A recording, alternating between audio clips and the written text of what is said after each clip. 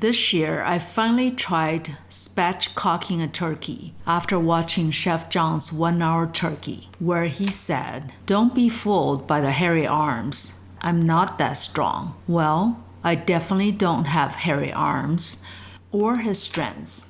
And halfway through the operation, my chef's knife had to rescue me. But here's the truth. Spatchcocking turned out to be the smartest thing I've ever done for a turkey. It cuts the cooking time in half, uses way less energy, allows the salt brine to penetrate deeper, and cooks the bird evenly so the breast doesn't dry out while the thighs are still tanning. Crispier skin, juicier meat, less waiting. This old dog of me learned a new trick, and I'm never going back. Let's start by prepping the turkey. Take the 12-pound fresh Butterball turkey, clean it well, and pat it completely dry. Remove the Pope's nose and the wing tips. Those are perfect for making stock or soup later. And because the turkey will be flattened, every part gets exposed to the heat evenly, which is one of the biggest advantages of this method. Spatchcock. Now for the part that looks dramatic but pays off big time. Place the turkey breast side down and cut along both sides of the backbone with a pair of kitchen shears. My kitchen shears gave up halfway through. Chef John makes it look so easy, so my chef knife stepped in to finish the job.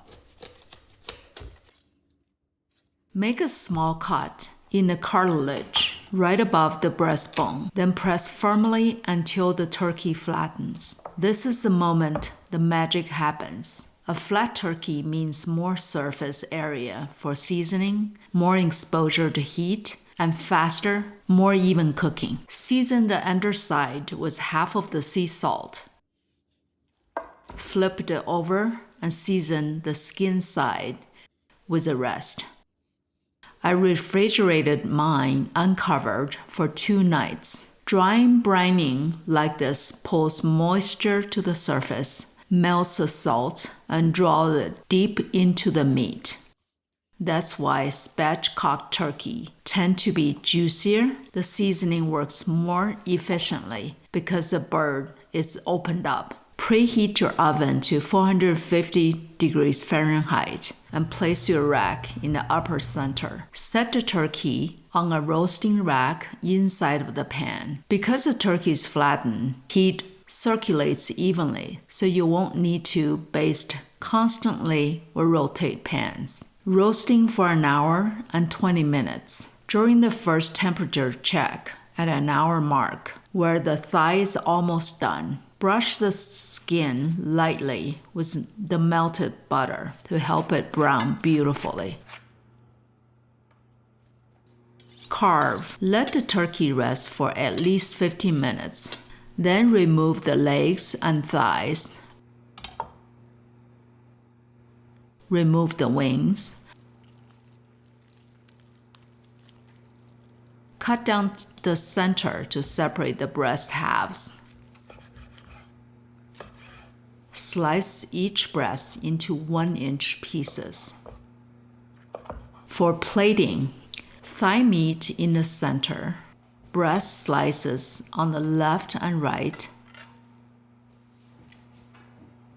legs and wings at each end from top to bottom. Finish with rosemary sprigs and orange slices. Spatchcocking makes carving easier too. No wrestling with a tall bird balancing on the cutting board. And don't forget the bones. Spatchcockings give you more usable bones and trimmings. Add them to the pot with mixed vegetables and your preferred seasoning and simmer until you have a rich, comforting broth. 1 turkey, 2 meals, 0 waste. Thank you for joining me on this spatchcock adventure. If I can flatten a turkey and survive the emotional trauma, so can you. And your turkey will thank you for it, or not. On every Thanksgiving table, the turkey gets a spotlight, but the cranberry sauce is a bright, tangy accent that lifts every bite. Watch next to see how the plot thickens with my cranberry sauces. Thanks for watching Lay's Kitchen, where flavors are without borders.